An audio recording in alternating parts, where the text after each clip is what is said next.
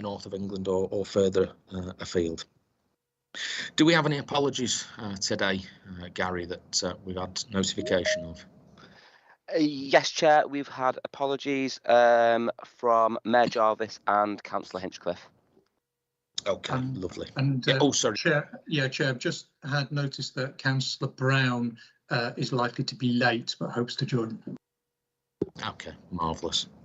If there's no further apologies, then obviously the next item is declaration of interest, and that's just for me to remind all members at any time, if they've got an interest they're aware of now or anything that may arise during the debate and discussion, please notify us accordingly so it can be recorded and dealt with appropriately. The third item is the minutes of the previous meeting.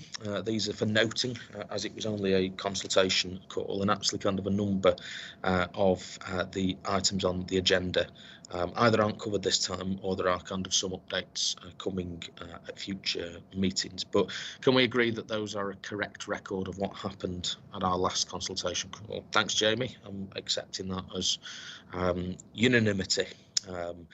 Let's move into one of the more detailed items then, which is number 4, and David's going to take us through the rail reform next steps. So David, over to you. Yeah, thanks, Chair. So a fairly short update report this time.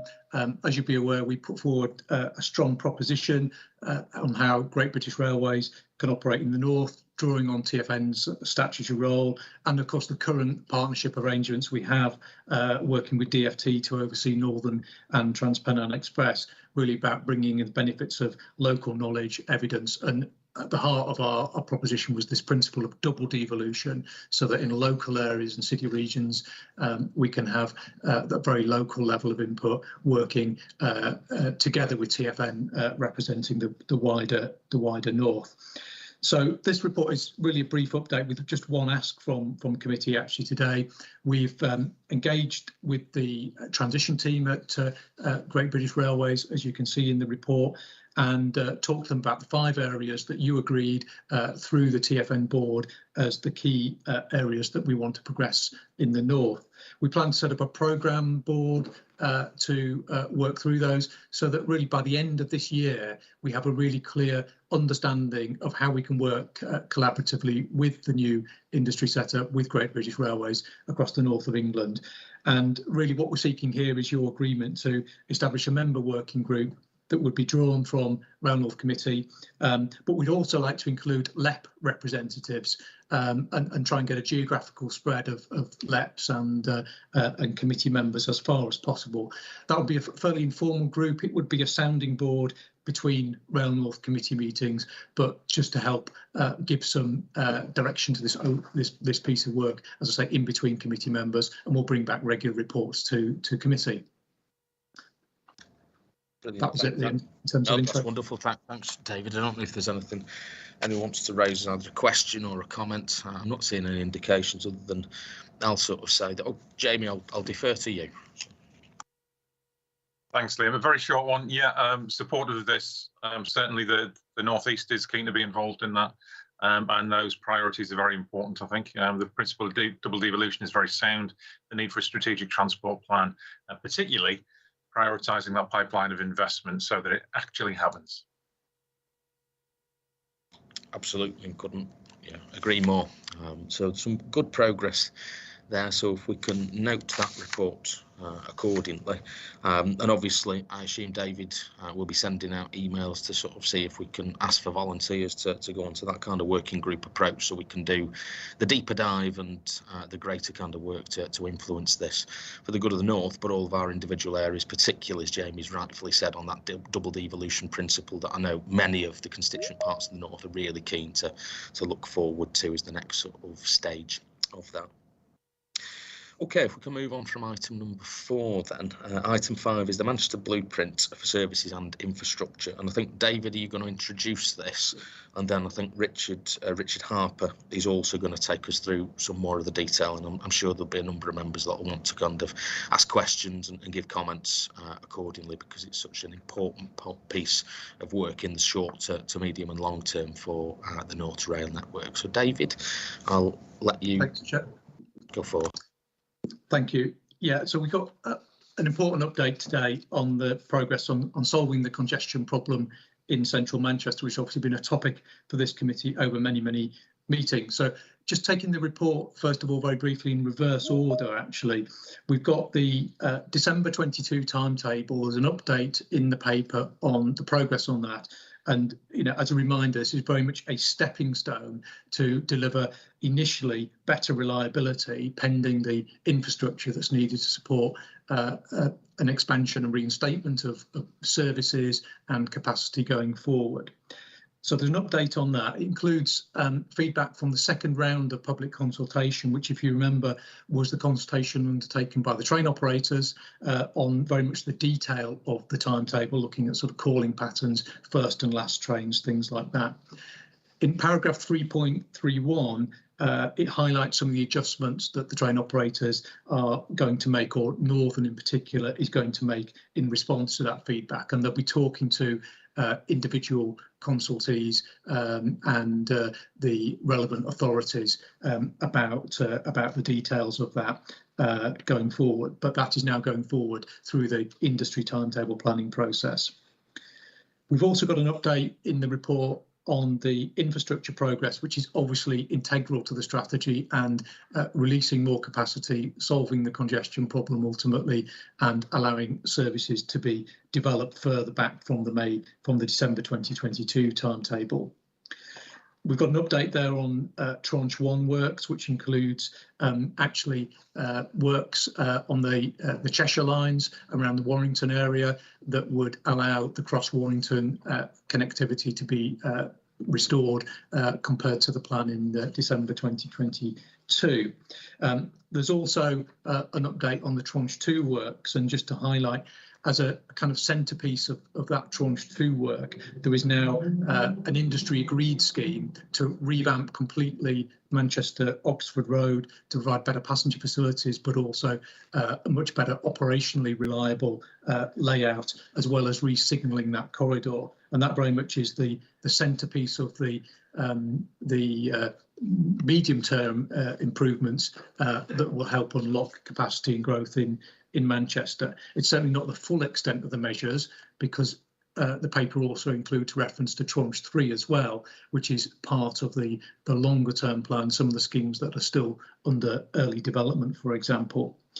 But the key point, I think, in the presentation, just to draw out, is for the first time we've got the blueprint, which brings together the service side, the timetable development, and the infrastructure investment. And obviously this is something that you, as Rail North Committee and Transport for the North Board members, really pushed for when we were debating and discussing the December 22 timetable, recognising the performance benefits but the downsides in terms of connectivity to some areas. But the blueprint sets out the roadmap, if you like, from building back up from the December 22 timetable.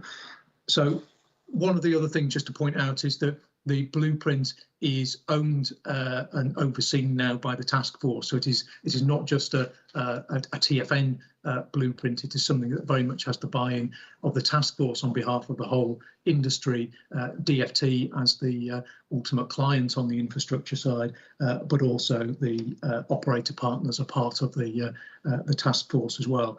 So that means that the task force has a job of overseeing that, the implementation of it, and monitoring progress of that as well. And of course, the idea is to bring regular updates here. But I'm going to ask Richard to come in now just to briefly talk members through the blueprint and answer any questions on that. So it's Richard Harper, who's the chair of the Manchester Task Force. David, thanks for that introduction, and thanks for the opportunity. Welcome the opportunity to provide an update on the progress of the task force. And as David has said, the task force was formed to address the unacceptable levels of performance in Manchester that were affecting the whole of the north of England. And since it has formed, it's been focusing very much on a strategy that's based on three critical objectives. Objectives to improve and recover performance, and then remain at a high level of performance as a solid foundation, to look at opportunities then to improve capacity and connectivity. And as David has just outlined, the December 2022 timetable is a fundamental initiative that underpins that. And we've been looking to develop a plan for December 2022, as members will know, that seeks to balance the needs for a recovery in performance with the needs of passengers. And we know that that's led to some difficult compromises, but we also know that this new timetable will form that solid basis for the future and build on the good performance that the industry has delivered during COVID. Just to say, in terms of current work to deliver December 2022, the task force is also continuing to support the industry as it builds up to the delivery of that timetable. We have weekly risk reviews, wider industry deep dive and readiness reviews, and we're having honest conversations about the risks and the deliverability of that timetable. We understand the risks to delivery, and in the most part, they are things that everyone will be familiar with, relating to the speed of recovery from COVID and how that is affecting the ability of operators to deliver train services today and through the remainder of this year. But with that solid foundation, we are turning to the future, as David has said, and how Manchester's railway can increase capacity and improve connectivity to support ongoing recovery and economic growth. It's a complex picture, and there's a need to integrate projects not just under the remit of Manchester Recovery Task Force, but also beyond Manchester. The plan is summarised on the blueprint, and it's been developed in response to members' requests for a clear, accessible summary. And as David has said, it's overseen by the task force, but it's intended to be a living document. It's intended to be updated when required to reflect project progress towards delivery and the changes that may be necessary from time to time. And it's underpinned by a level of detail and configuration states. But crucially, the blueprint presents infrastructure and train service changes in lockstep, identifying the points of opportunity every 2 to 3 years when capability improvement to enable increases in capacity or connectivity or both. Some of the service changes are already really clear, but many options remain on the table, and there will continue to be difficult choices and prioritisation. I just want to briefly share my screen to enable you to see the blueprint in detail. Hopefully that's visible to everybody. This first slide on the blueprint shows the period to the mid-2020s. It distinguishes between funded schemes in light blue and projects where development is ongoing in grey. And we can see a significant point of opportunity in late 2024 or early 2025, when electrification of the Wigan-Bolton route and between Manchester and Staley Bridge as part of Transpennine route upgrade unlock opportunity for improved services for those communities. And that's also the first opportunity to consider any changes to Castlefield Corridor and South Manchester. And we expect to be able to present what those choices are later this year. Moving forward, we then show the picture to 2040. There's a lot of grey here, but it's really important to recognise the industry is proceeding at pace with project development against all of the schemes shown here, and looking to build business cases for the schemes shown. There are 3 really significant points of opportunity to focus on, I think, moving forward. So the redevelopment of Oxford Road, and as David has said, the single option for that, which enables improvements to that part of the network in the late 2020s. Into the 2030s, the completion of Transpennine route upgrade will then be another significant milestone. And we are looking to the future beyond that in terms of what NPR will offer in the future. And in between, there will continue to be a programme of opportunities for review and better services every 2 to 3 years.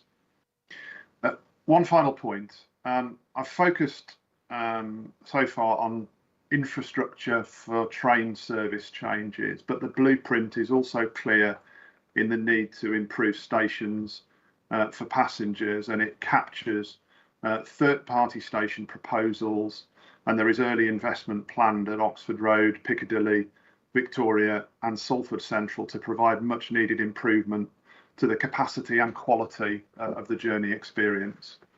And I'll leave it there. And back to you, Chair. Thank you. Thank you very much, Richard. I know there'll be lots of questions and comments, and Andy's certainly indicated, so I'm going to bring Andy in first. Thanks, Chair. Thank you to Richard, David, indeed all of the task force for the work that they've done and the way in which I've been briefed along the way. It's certainly a step forward to have this, Chair. Let me start by saying that.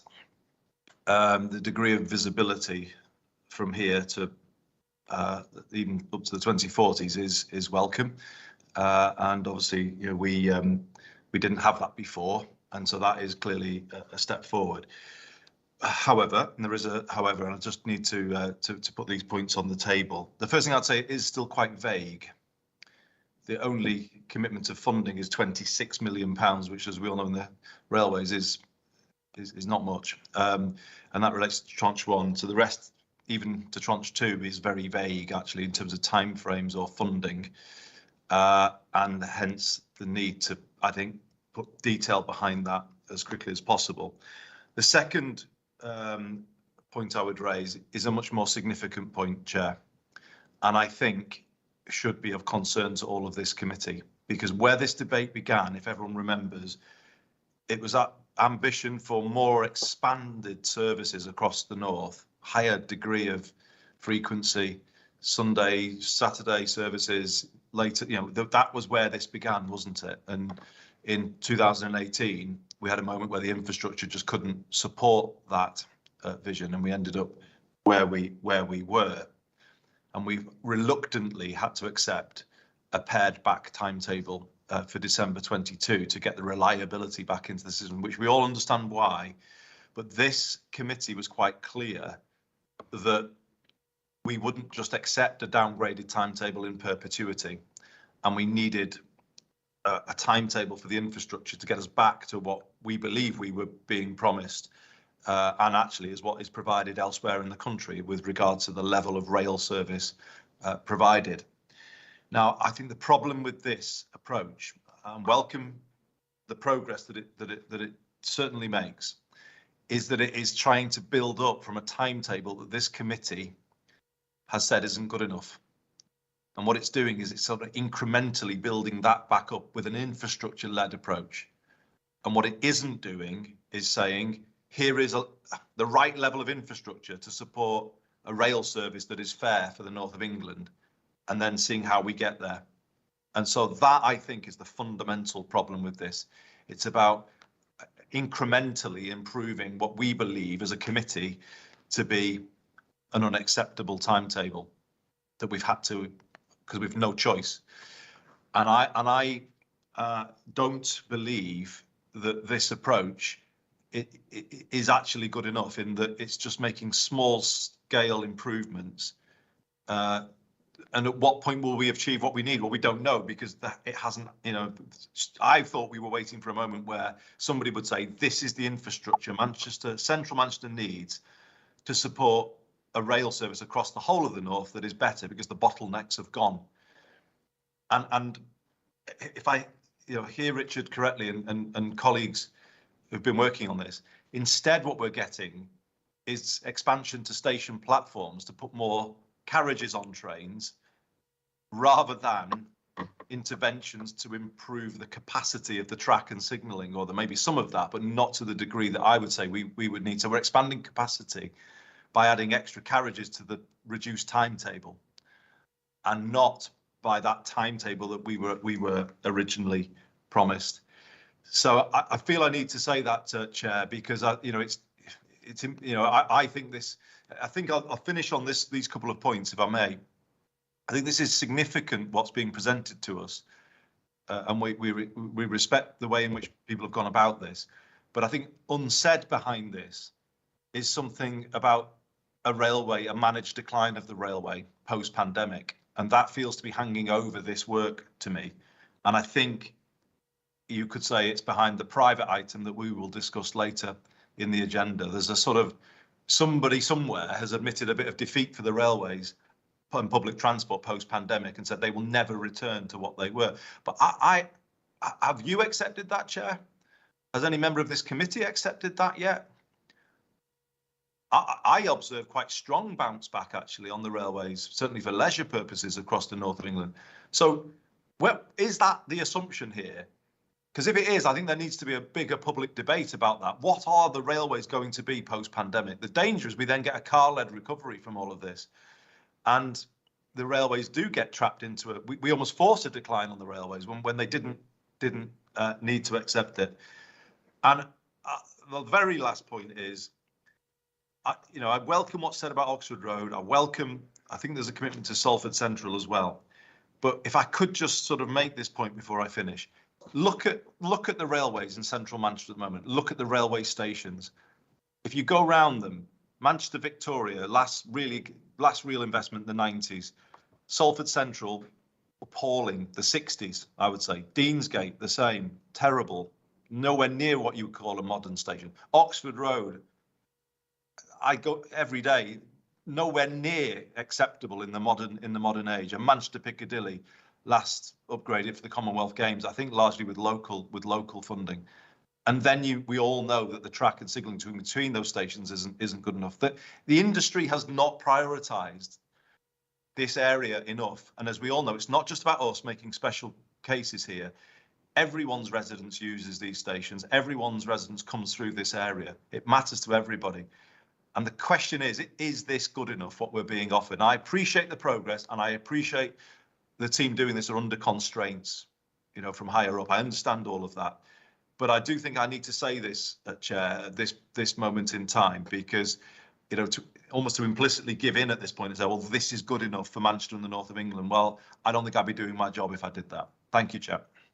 No, absolutely, Andy, and I think everyone shares your concerns, and you speak for all of us, on all those points that you've just raised. Yes, it's a step forward, but it's only a step forward, isn't it? It's still not clear what the kind of journey is, and we need that clarity and that detail. And in terms of, managed decline of the railways in the north, that's completely unacceptable, not just to every member of this committee, but it's unacceptable to the 16 million people that call the north of England home at the end of the day. And particularly when you look at the bounce back of service in the north compared to the south, you only have to look at the kind of major stations of the north of England. We're very proud that Liverpool Lime Street, of all the main stations in the north, has seen the strongest recovery, and on some days has seen more than 100% of pre-COVID passenger levels. So for the long term, we want to see kind of a return to previous passenger levels and then some.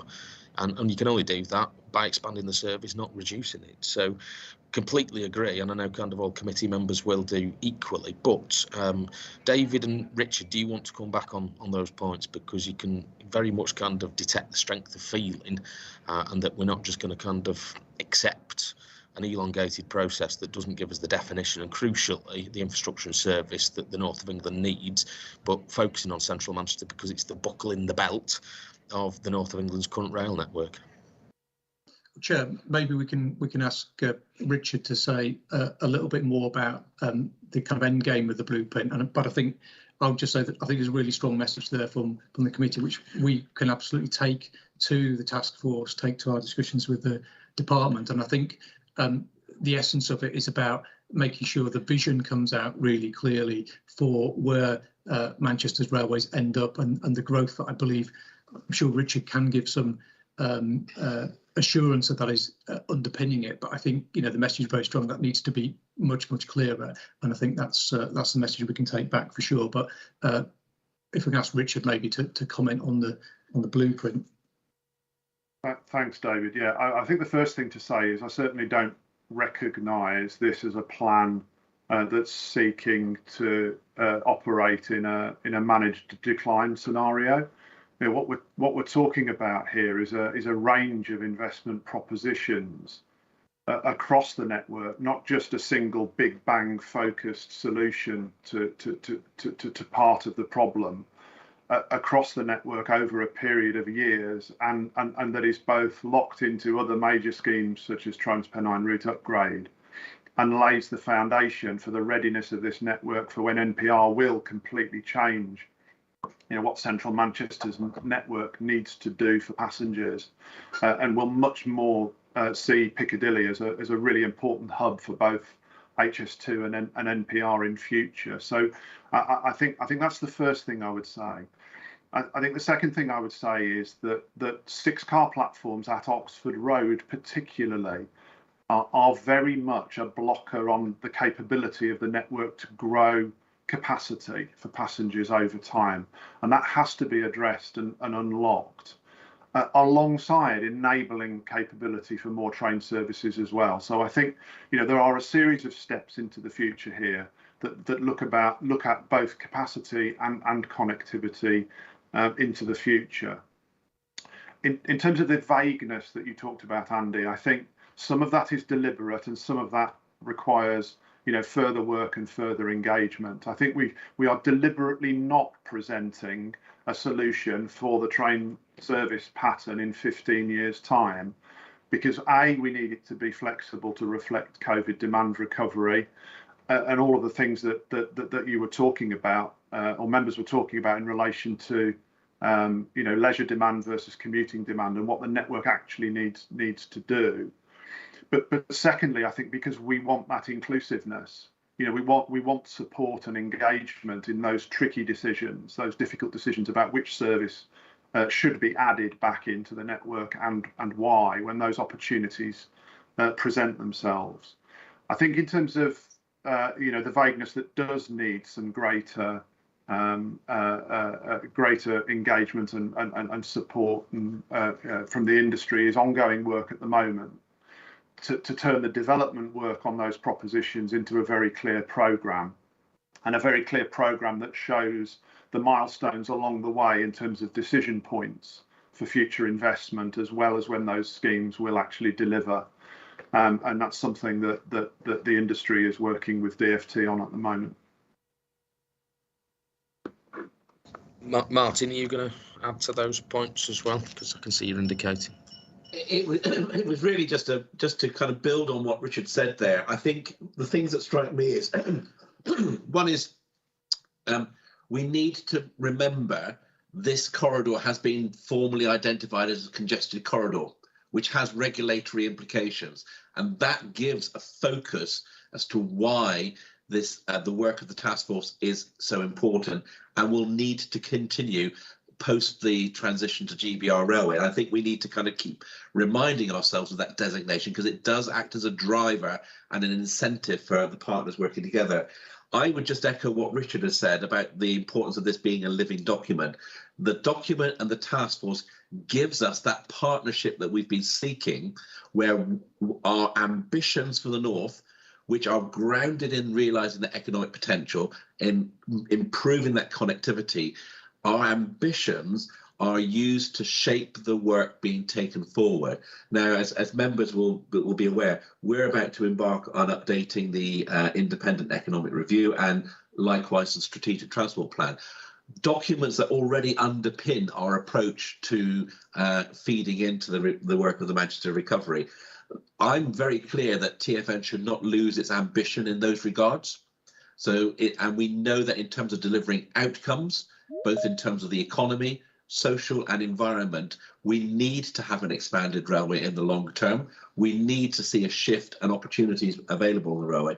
So I think I would really hold on to the visibility and the progress that we've made that's come through the task force. Continue to challenge us, continue to challenge the work of the task force, because that's what we need to do to remain that ambition, but play up this regulatory requirement around the corridor and the importance of making solving the problems. Thanks, Martin. And Andy, you want to come back? Apologies, Chair. I'll keep it brief. But there was just a couple of things said there that I just felt the need to pick up. So, Martin, on your point about congested rail infrastructure, that is an important point, very important point. And as I understand it, there are quite only a handful of areas in the country, in the UK network, that are designated as such. So this, Chair, is my point. this committee should, in my view, be being presented with a blueprint that says at this point, that designation is removed because of the works that are being done to get the capacity in, to mean that it isn't any more congested, and therefore every member of this committee can have more confidence about the speed with which those trains will go through central Manchester and then get on time to York or Liverpool, wherever. And it doesn't do that. And that's why I'm saying it's almost like an infrastructure level. And we'll do this when we can, we'll do that when where's the evidence that it solves the problem? At what point is that designation lifted? Talk of platforms in 15 and 16, I'm told is there in the detail, but it was being pushed at this committee. If you were going to have to do some urgent work on it, it was the last message we had, and then it's kind of dropped back again. And I do worry it's this self-serving thing about a declining railway post-pandemic, and therefore, anyway, that's so I would push back today and say, tell us when the blueprint removes the designation of congested infrastructure, because then I think we could have some more confidence that the right things are being done. Quickly, the second point I wanted to make, Chair, I just took you through the state of the train stations in central Manchester, and we know about the state of the infrastructure. It hasn't had investment for a long, long time. If you compare what's been spent on stations in London, Birmingham New Street, you know, it's not acceptable at all. The industry has not invested here. So given that, I just make the point again about the big solution that Richard was pointing to, which is in theory HS2 and then the new line out to Marsden and Warrington alongside TransPennine upgrade. Wouldn't it really, if we haven't solved these issues by then, wouldn't it be really quite a serious mistake for the industry to build all of that on the surface at Manchester Piccadilly, given the problem here is there's too much on the surface? And by building on the surface, we know it will cause disruption to Metrolink and all kinds of other things because of everything taking place on the surface. I suppose the point I'm just making finally, Chair, is we've had no investment in our stations, and we've been kind of portrayed as selfish for calling for the right solution at Piccadilly because it might cost $1 billion, a couple of billion, whatever billion more. But I hope people can see why we're doing that. We're getting half solutions here all the way through that don't solve the problem. And the industry, this far forward, 4 years on from May 2018, still isn't saying to us, this solves the problem. This removes the designation of congested infrastructure. And this big solution at Piccadilly sets you up properly then for a railway that works for the rest of this century. I don't think that's what we're being told, unless I'm kind of thick and I'm not hearing everybody properly. But genuinely, I don't think that's what we're being told. So if we're not being told that, can that be acceptable to this committee? And can we accept more being built on the surface in Manchester when it's already congested infrastructure? I mean, how does that make any sense at all? So, sorry, Chair, I will leave it there. But I don't think, as welcome as what we've heard this morning is, and as much as I appreciate the way in which people have gone about this work, I think the parameters within which they're working, set from on high, are the wrong parameters, because they're not allowing a solution for the north, for Manchester and the north of England. And with HS2 at Piccadilly, we're going to repeat the mistakes of the past and then trap us in a railway system that just doesn't work well enough for our residents. I'll leave it there, Chair. No, absolutely, Andy, completely agree. Look, it'd be remiss of me to sort of say that only doing new line from Warrington to Marsden, I think, equally causes as many problems as well for the wider north. But that's a wider kind of debate and discussion. I think, look, you're very, very clear there, and you're absolutely right to make this point. The key question is, when is that designation of congested infrastructure for the Castlefield corridor and central Manchester removed? Now, that might not be an answer that Richard and David can give us now, although I'm happy to kind of bring them in if they can. But I do think the key point with this report is that, one, we won't go away and we won't keep pushing on this, because we will. It's probably that, as well as the recommendations we've got in front of us, this needs to be a standing item at every committee meeting, so we can keep on that kind of unrelenting focus until we get that definition and those answers accordingly, because it won't go away as an operational and infrastructure issue. And the only way we bring it to head is actually to get deeper into that work to make sure we get those right solutions. It's as simple as that for me.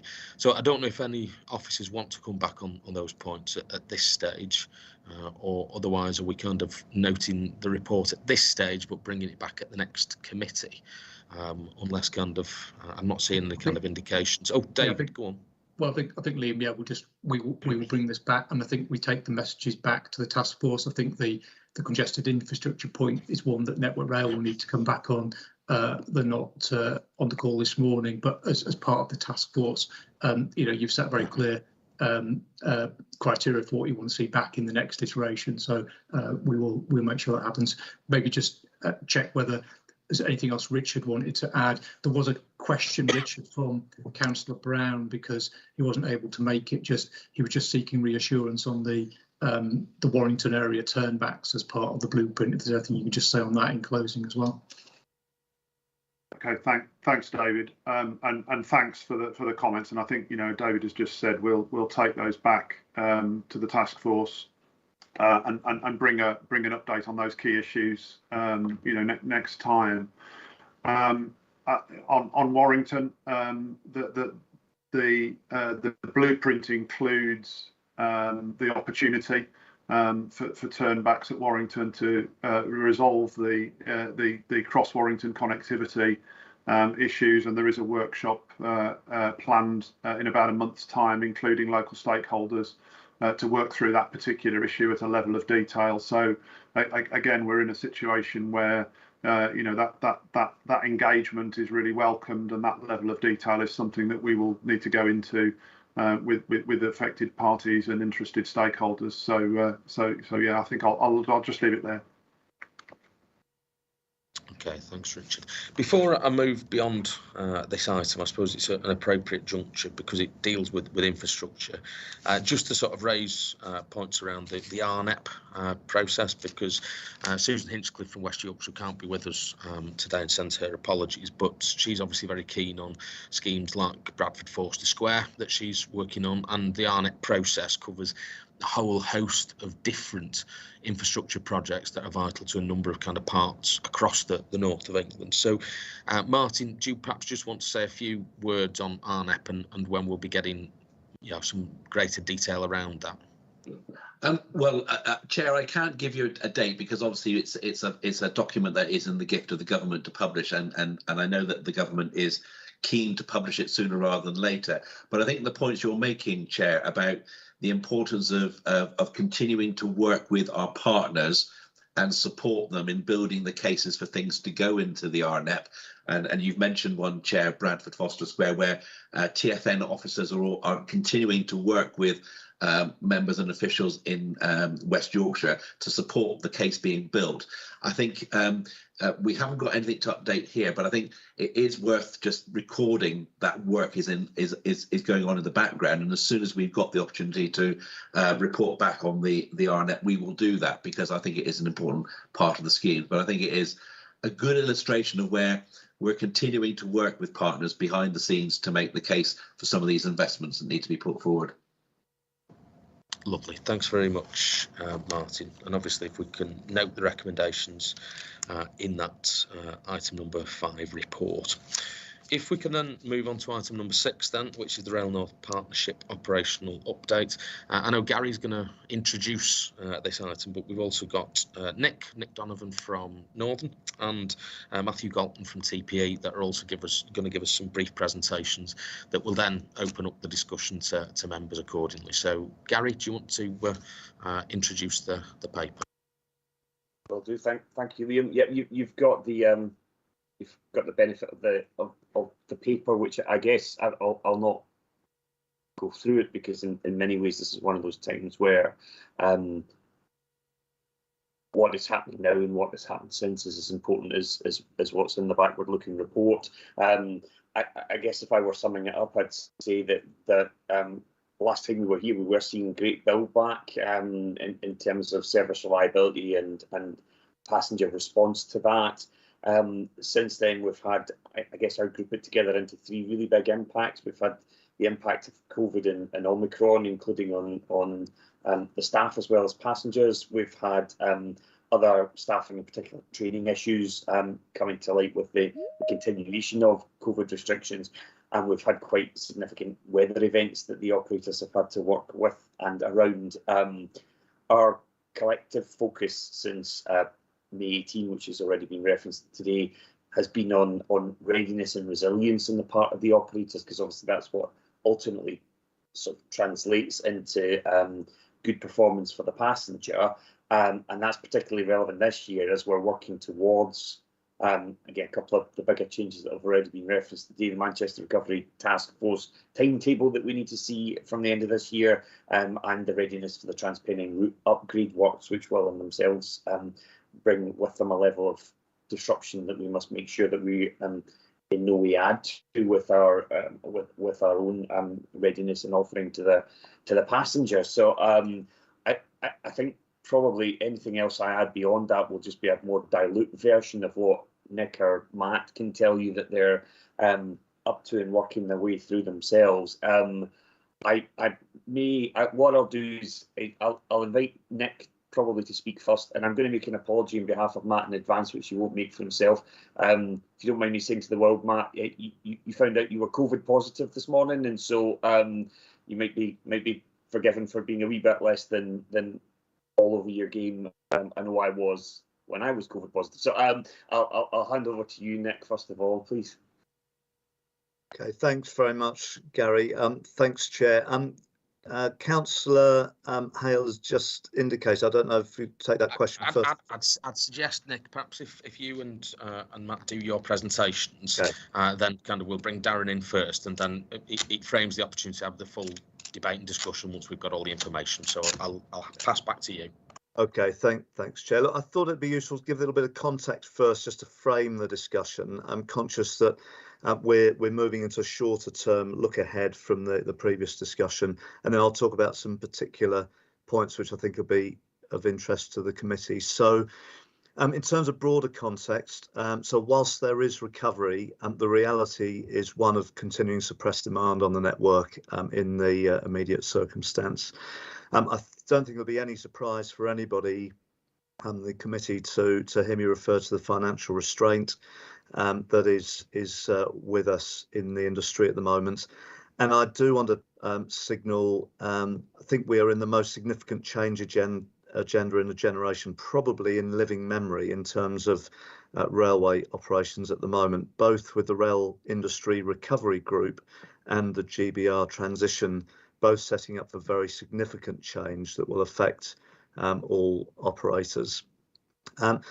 That plays in a little bit, and we've seen this over the last couple of periods, an increased risk of the industrial agenda impacting the delivery, and I will mention specifically how that's impacted us at Northern. Within all of this, I really want to highlight for Northern, the preservation of the agenda to modernise behind the scenes remains absolutely front of mind, continuing what was set out in the 100-day review, and certainly for the operational capability of the railway to make sure the strength is built for longer term bounce back. And I think, importantly, this picks up Mayor Burnham's point earlier in terms of that strength for the future. So my mind here is around the strength of operational capability. But within that, of course, the railway itself is not in steady state, with MRTF changes coming and in the immediate future, and the work to enable Transpennine route upgrade investment. So the operational teams are very busy with that. Within all of that, confidence in customers in today's delivery is absolutely paramount, of course. So I'll pick a few of those points. Recovery for Northern, the adjusted demand recovery is about 26% below pre-COVID levels at the moment across the whole network. Of course, that varies between routes and corridors, and that gives an overall figure. The commuter demand, whilst it's starting to pick up, still very suppressed, about 38% demand recovery currently. That said, within those figures are some strong bounce backs in the leisure market. Last Saturday was our strongest Saturday following Omicron, with about a 90% demand recovery. And I think all of that plays into a significantly changed market will need to be respected in the future service plans and so on. And I'm sure there'll be more discussions to come on that.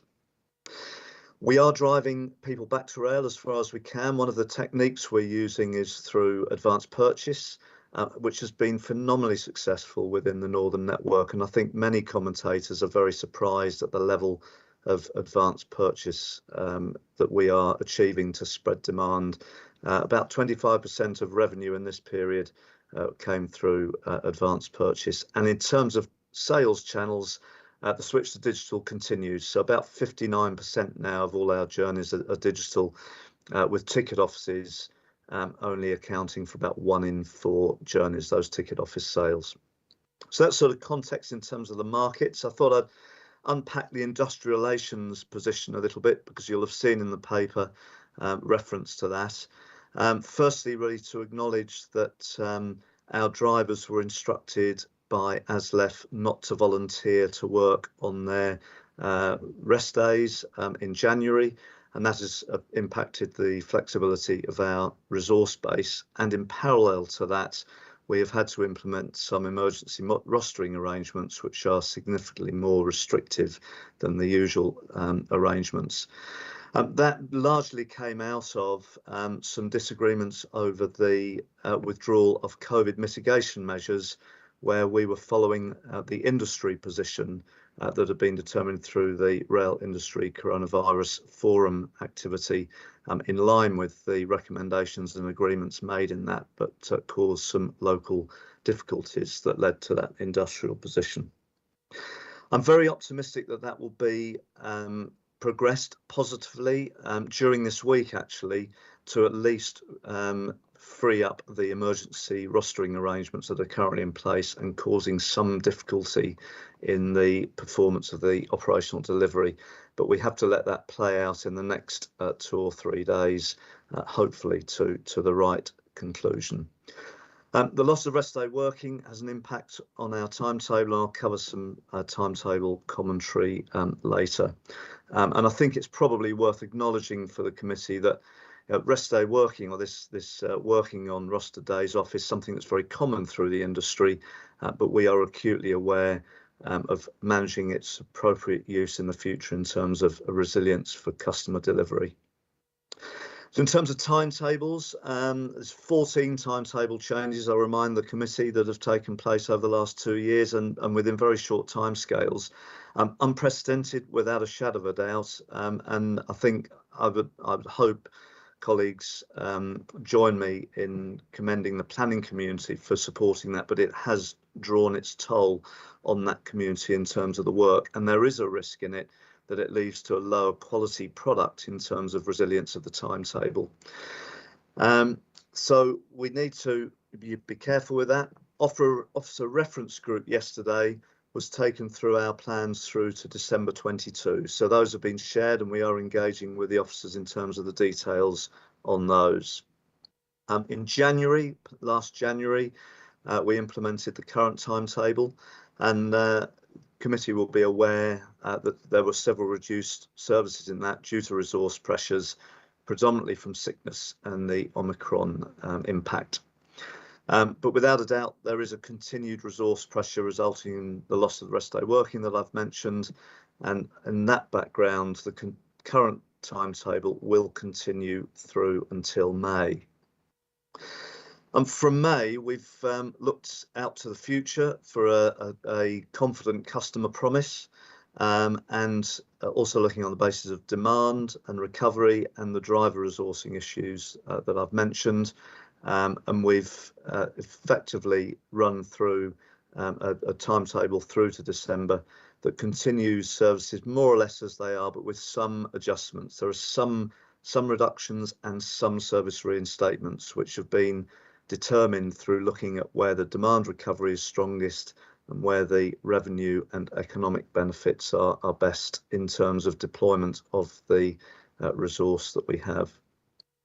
Longer term, I talked about the national context, the broader context at the start, and of course we'll adjust for local situations that drive the longer term, whilst respecting the work that we're doing, a lot of work that we're doing in terms of train crew planning and reassessing the efficiencies. which draws me on to training. So training, I think this committee is very aware that our training programmes were impacted significantly through COVID. The current situation is our academy work is on track. There is no backlog. We have 252 driver apprentices in the business at the moment, so that's a very active piece of work. This is for the basic training when people join the business new to rail. And then layering into that is the detailed training around route and traction knowledge, which was the most heavily impacted through the first year of COVID. And people may remember me signalling well into this year before that training position could be recovered in the first year of COVID. But of course, those training programs would continue to be disrupted over the last year. Currently, about 5,000 of the outstanding 15,000 training days have been completed since January 2021. And just to give a signal of what that means, 34 drivers have left recently in our Western Central region. That has brought in a burden of another 2,000 training hours. So that's the sort of scope of activity in there. So that continues. We will continue. I have to be honest and candid with the committee that we will continue with a backlog on training on capability amongst the driver colleagues on route and traction well out into next year and probably the year after in terms of recovering that backlog under current plans. So I think, Chair, that's probably a reasonable summary. I hope that's helpful to colleagues. I hope it gives some reassurance that we are doing an immense amount of work to ensure the customer promise is delivered. And I will note that we were commended very recently at the Golden Whistle Awards in London for a couple of operational awards, behind which some of the work that we're doing in terms of driver efficiencies and so on sits as some activity that I suggest has been recognised in the industry as being making some very good progress. So I'll just pause there. Thanks, Nick. That's very helpful. If I ask Matthew to come in and do his presentation, and then we've already got a couple of members that will want to ask questions. So, Matt, over to you first. Hi, thank you very much. Good morning, everybody. So, similar to Nick, I'm going to run through customer demand. I'm going to talk about recent service performance, staff availability issues, timetable plans. So I'm going to end actually talking about some future fleet developments, because we've heard earlier in the meeting about the importance of capacity and the importance of getting a momentum and a timeline on that. So customer demand at TPE is currently around 2/3 of where it was pre-COVID. Restrictions have been removed in London. In England, we've seen a corresponding increase in advance bookings. Still got some restrictions in Scotland, but we've also seen a corresponding increase in advance bookings for our cross-border services. Leisure is at or above where it was pre-COVID. Strong demand Fridays, Saturdays and Sundays. Commuter and business still below pre-COVID levels. There's a clear trend that we're seeing of office workers choosing to come back into the office midweek onwards. Mondays are the quietest day of the week for us now, and demand rises each weekday through to the weekend. So I think the Chair and Mayor Burnham were referring to answer in terms of there are some busy days out there, and certainly we're seeing them. We've got proactive marketing campaigns, our own campaigns, the wider industry campaigns to attract people back onto trains, and we've got a continuation of our customer reassurance campaign.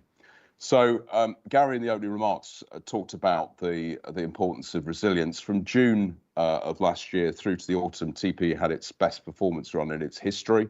However, as we've moved through Christmas and the new year, we faced a number of issues affecting service delivery.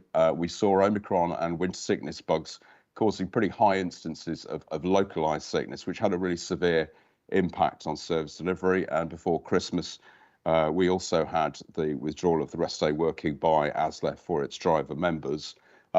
Both of these issues have made train service delivery difficult, but then obviously we had the storms that we all know about to contend with. Just to kind of give it some measure in terms of sickness, the position at where we were at New Year was that we had 18% of our drivers off sick and 14% of our conductors off sick at a time of year where we'd normally have sickness rates at about 5%, so pretty significant. And that was one of the reasons why we made a decision to lower the frequency of the timetable in January to offer a greater degree of stability. But we accept, well, whilst it's brought some improvement, we're still not giving the level of service that our customers want and we want to give.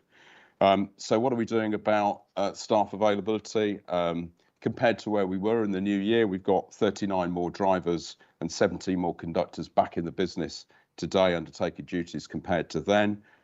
We've had to get medical assessments for some colleagues. There's a 5-fold increase in the demand for medical assessments in the rail industry than there were pre-pandemic. So we've been working very hard with industry colleagues across the country to help us get assessments for staff so they can get back into work.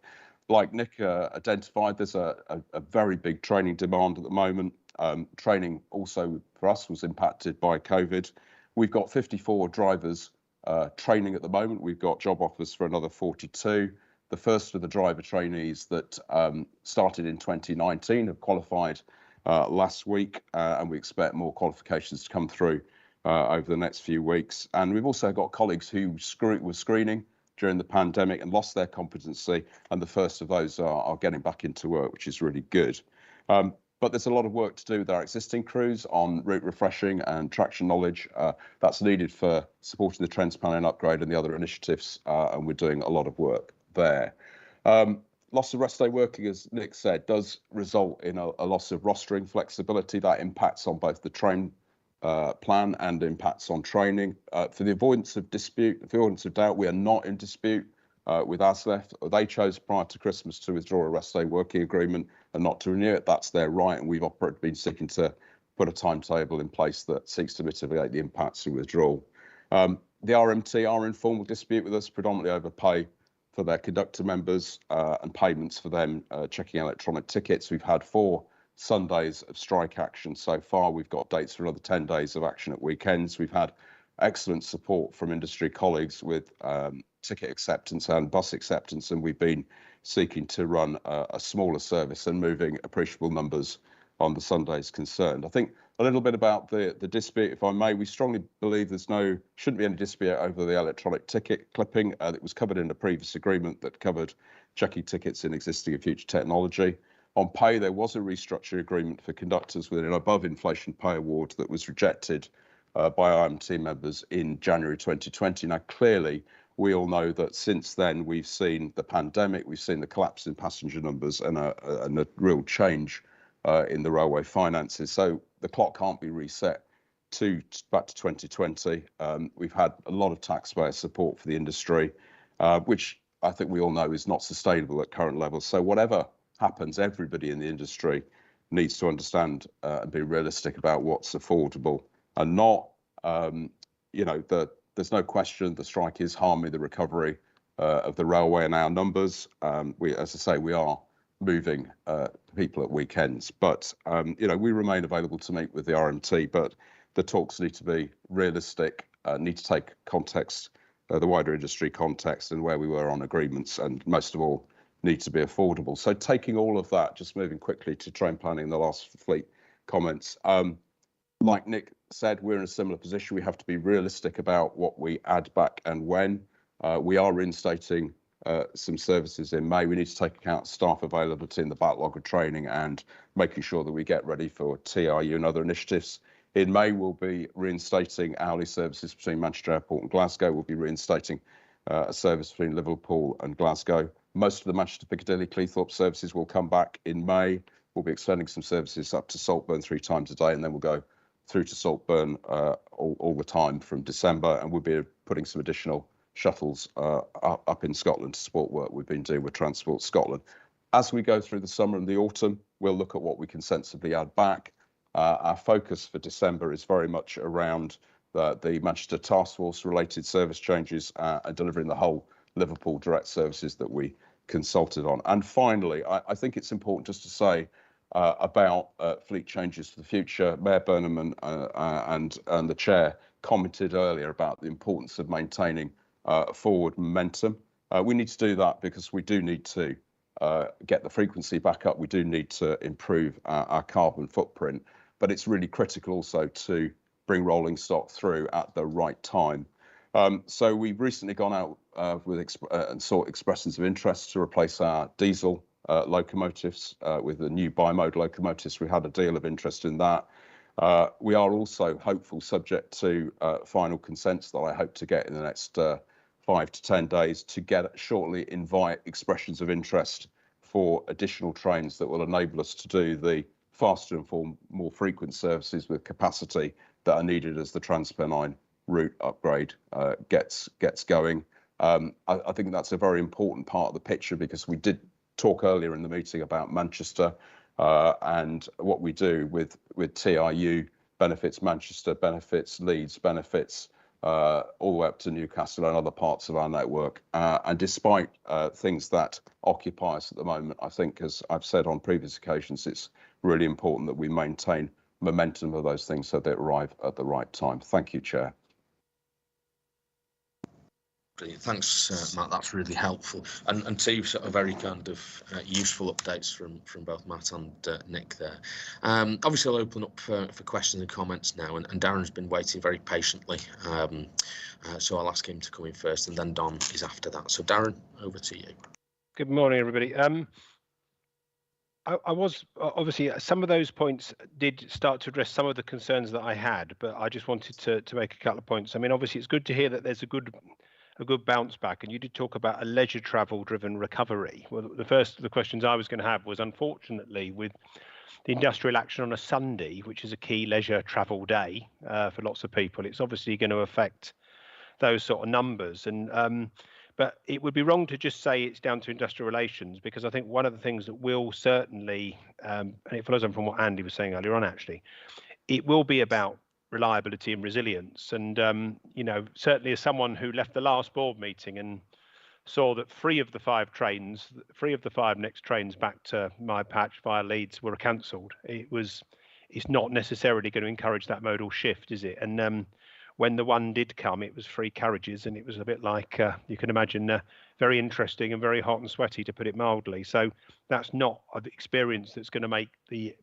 casual traveller want to repeat that experience, I think. So my other concern, which was obviously will be parochial, as you can imagine, was we had a commitment that some of those figures about figures being down, you said 26, I think the Northern gent said 26% below pre-pandemic.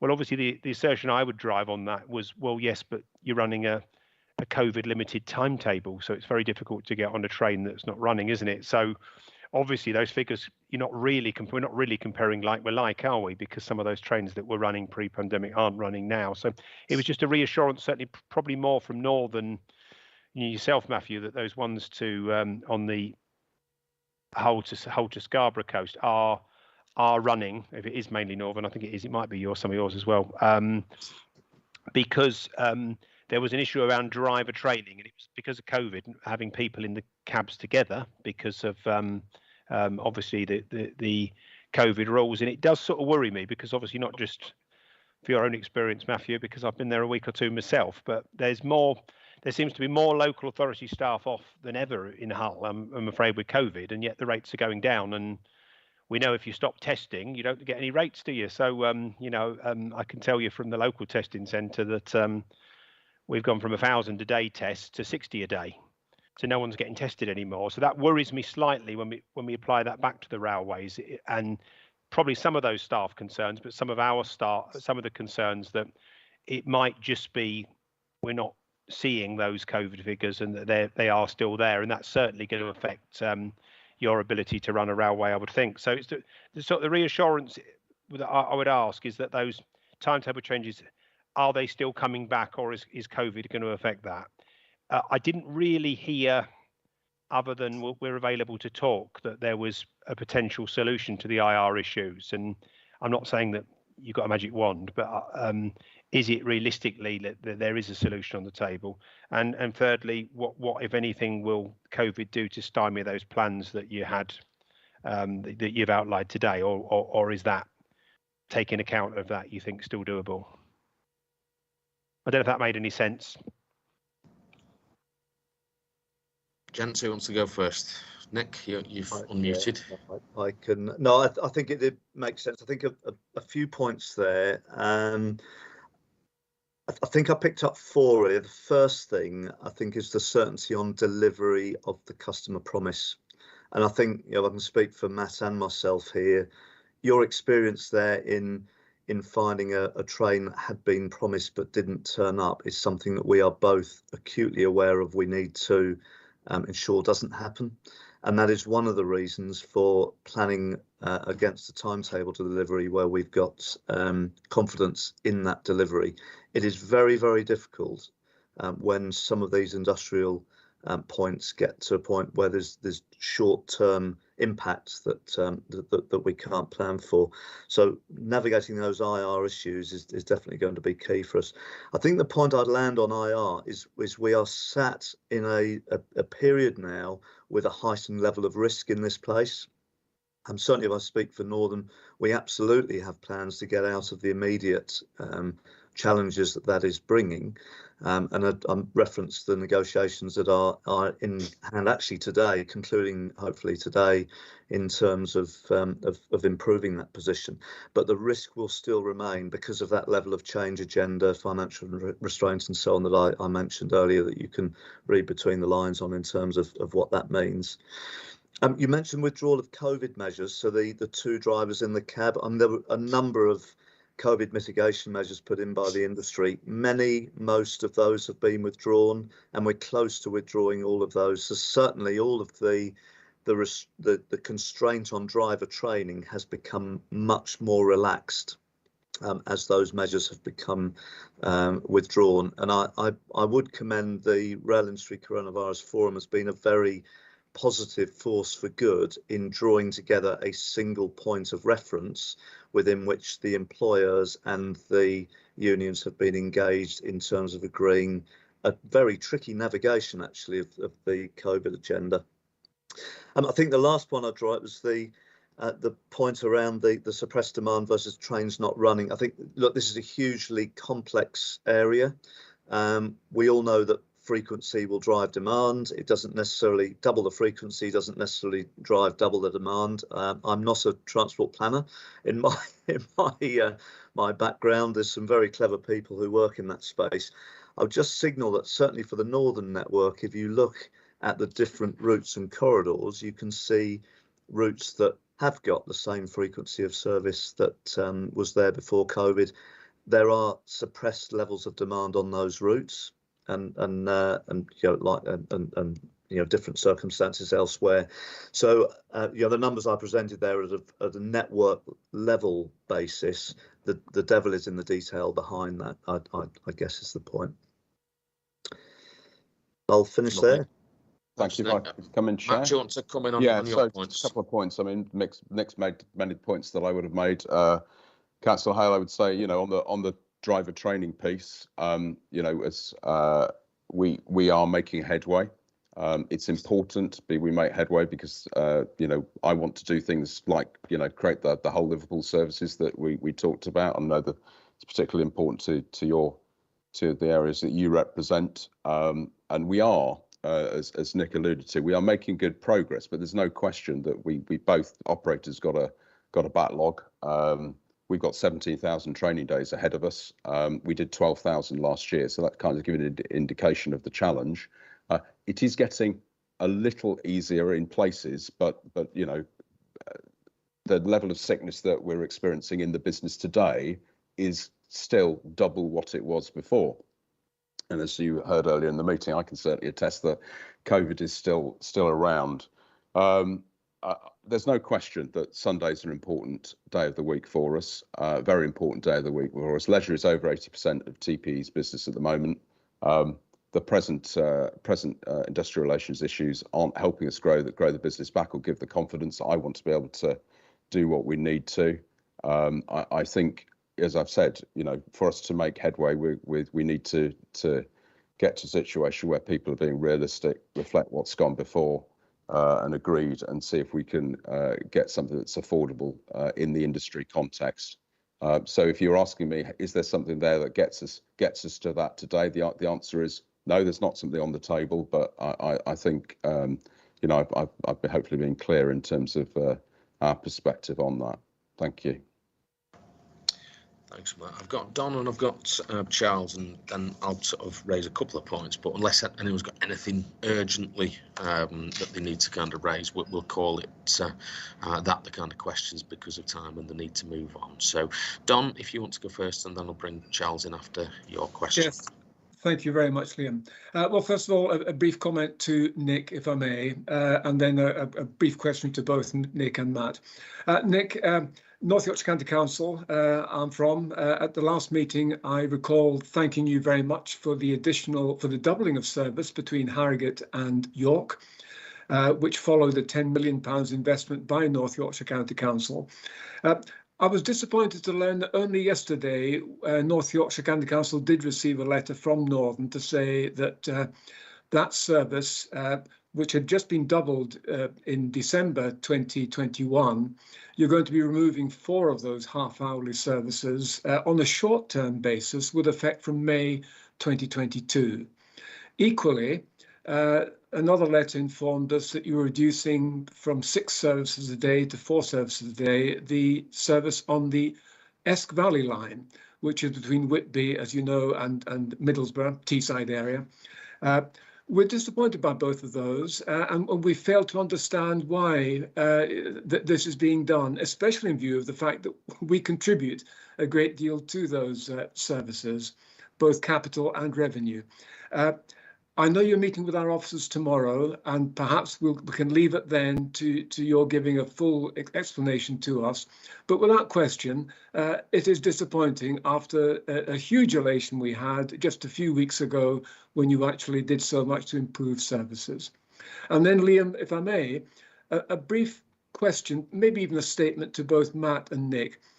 You've both explained to us, and we've been aware of this for several weeks, that poor industrial relations or industrial relation problems are causing difficulties for the travelling public in my own county, certainly. Transport for the North did vote controversially a couple of years ago to introduce union membership into one of our committees. Do you think there's anything we can do? And I know it's been said earlier that we don't want to involve ourselves in this, but we did take that decision to bring union membership in. Is there something that we can do in order to help you resolve these difficulties so that our travelling public is no longer inconvenienced by failure to reach agreements on all of these things that you've listed today? Thanks, Liam. That's all I have to say. No, thanks, Don. I'm probably best placed to perhaps try to kind of respond to that last question. That, you know, by all means, you're well within your rights to sort of ask. I think, look, I don't think it'd be helpful for us as Transport for the North to wade directly into industrial relations, because that's not our space. I think we all want harmonious industrial relations. We all want the right dialogue to kind of resolve the current issues and make sure that kind of issues don't kind of arise in future. So I think from our perspective, our role is to encourage dialogue and sort of leave it to the parties involved actually to kind of find the right resolution. Yes, I think we're all concerned about particularly some of the industrial action on TPE. That means on certain Sundays, you know, the north of England isn't receiving that west-east intercity service that all of our kind of communities and local economies require. But I don't think we should be wading into that, Donna. And I do think it's probably important to bear in mind the distinction of including TUC representation on the stakeholder board of TFN was actually to get broad stakeholder involvement in the same way we do with the business community through the LEPs. It wasn't specific membership for any of the individual rail or transport unions. So I think there is a kind of a distinction that we've got to bear in mind. So I think it's probably more appropriate that I kind of answer that than put kind of Nick and Matt in the frame for that accordingly. But Nick, I don't know if you want to come back on any of the points regarding some of those services in North Yorkshire, bearing in mind that you do have this more detailed meeting tomorrow. So. Yeah, no, thanks, Chair. If I may, I'll just observe in the industrial arena as well that some of this context, or much of this context, I'd go as far as all of this context, is driven out of a national agenda. So these are whilst the feeling might be in some local issues. Currently, they sit in a national context, and the Rail Industry Recovery Group and other matters going on there. So I think that's one to think within the in terms of the background to that. Just in terms of those services, Councillor Mackenzie, absolutely, I hear you loud and clear. I'm really glad the officers are meeting tomorrow, and we will go through that in some more detail tomorrow. If I can give some reassurance on this call, these are short-term measures that we are having to look across the whole network with some really difficult choices based around prioritisation of resource against the demand as we see it. And I think we can, I'll make that general comment, but the colleagues with the detail in that space can go through with the officers tomorrow and unpack some of that, if that's helpful. Yeah, thanks, Nick. Charlie, do you want to come in? Thank you, Liam, and thanks both for your presentations. They're really helpful. And I'm going to ask a similar question that the last time I asked it, the answer was COVID, and this time it's industrial relations. For me, it's the on-the-day withdrawals of services that are really affecting us here in Lancashire. I live in Morecambe, and the Morecambe to Lancaster line is the first service that is always, whenever there's a driver shortage for any reason, it's the first one that always goes. And so I'm just really interested to know, again, the decision-making process of which services are the ones that are withdrawn on the day first. I was really interested to hear Nick particularly talking about the advanced ticket purchase. So I'm interested to know, do you factor in how many tickets have been purchased in advance in your decisions of which services to cancel? And that obviously has a disproportionate effect for those who commuter services, season ticket holder, so where there isn't a designated ticket for that particular journey. So I'm just really interested to know exactly the methodology for how do we decide what needs to be withdrawn on the day, and can you just make sure that you commit to decent rail replacement services to protect commuters to work and school? But they're the particular concerns in Lancashire. There is good news though. I'd like to thank you for taking on board some of our local concerns about Adlington and Blackrod off-peak service back in May. The Blackpool South hourly resumption is a bit of good news, but again, same thing that Darren said. It's not going to be resuming on a Sunday, and Sundays is the tourist travel day, and Blackpool, a lot of travel is obviously tourist travel, so we'd really like to see that come in on a Sunday. So obviously there's the long-term gaps that obviously we still need to work together to get filled, but it's the stopping of the on-the-day gaps that we just really need to see improving in Lancashire. Thanks, Charlie. I think that's for you. Those are your services that I think he's raised, aren't they? Yeah, no, I can absolutely take that. So if I can go through there's a series of measures. So the first measure, and it's before the on the day, and it chimes to this point of some services being temporarily withdrawn from the timetable, is to set out with a level of confidence of delivery on the day. Clearly that doesn't always get realised in practice. In terms of the on-the-day decision-making process, that's done through our control teams, and they have a number of criteria to look at, including alternative travel options, the ability to call in alternative transport measures through replacement road transport. School trains are always a sensitive point to us to protect those wherever we can, and they'll also look at the frequency and so on, or where the next available service might be. So there are a number of decision criteria that are used. The reality is, if the cards fall in a particular way, sometimes they have very, very few options to align with. So certainly some of some of the country end locations, if there is only one driver and one train and one of those things does not appear for whatever reason, there's nowhere else to go in the minute to recover that. So it's parts of the network that are more flexible in terms of reallocation of resource, have that greater level of ability for the control teams to manipulate that. But rest assured, they are they are constantly looking at that in terms of minimising customer impact, especially where there are more vulnerable customers or less frequent alternative journey opportunities. Okay, thanks for that, Nick. I'll just raise a handful of points. These are more kind of just statements rather than kind of questions before we move on. I think first and foremost, it's always appropriate for us to put on record our thanks to you and all of your teams, and particularly your frontline staff, because obviously as things are looking more optimistic around the pandemic, we're still not out of it, and yeah, we very much take on board all the Herculean efforts of all your frontline teams over the past couple of years now to keep the north of England moving. So please kind of pass that on to all of your teams. Equally, very much appreciate your candour around train crew training and how challenging that is, because it's dependent on availability because of sickness. I think from our perspective, we just want to make sure, and it sounds like this is the case, that you continue to have that laser-like focus on trained crew training.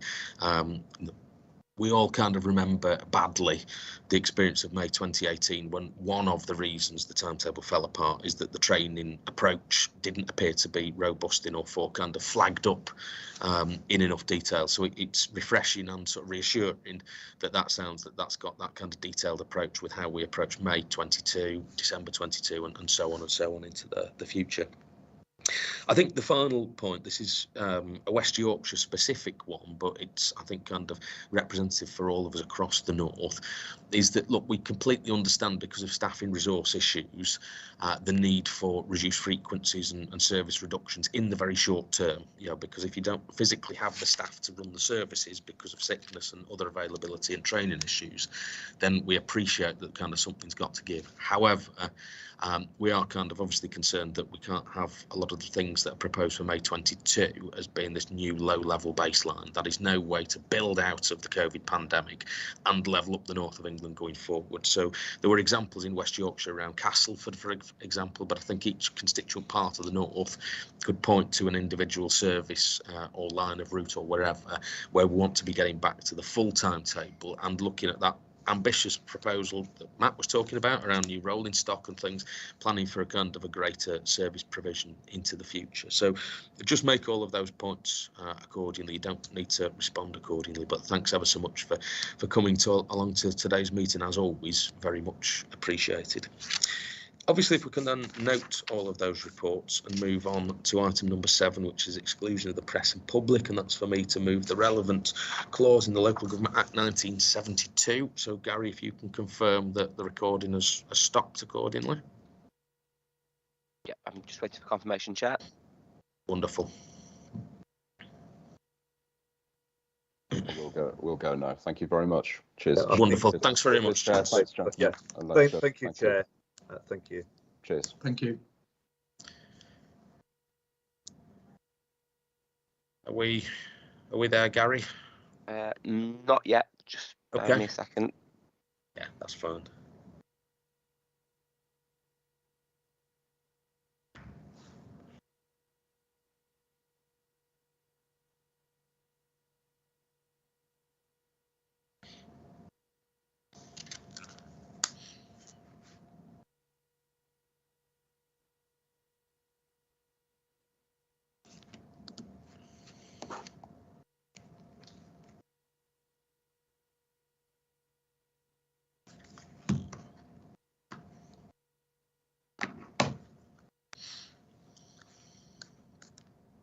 Any updates? No, I'm still waiting for that confirmation. No, it's all right.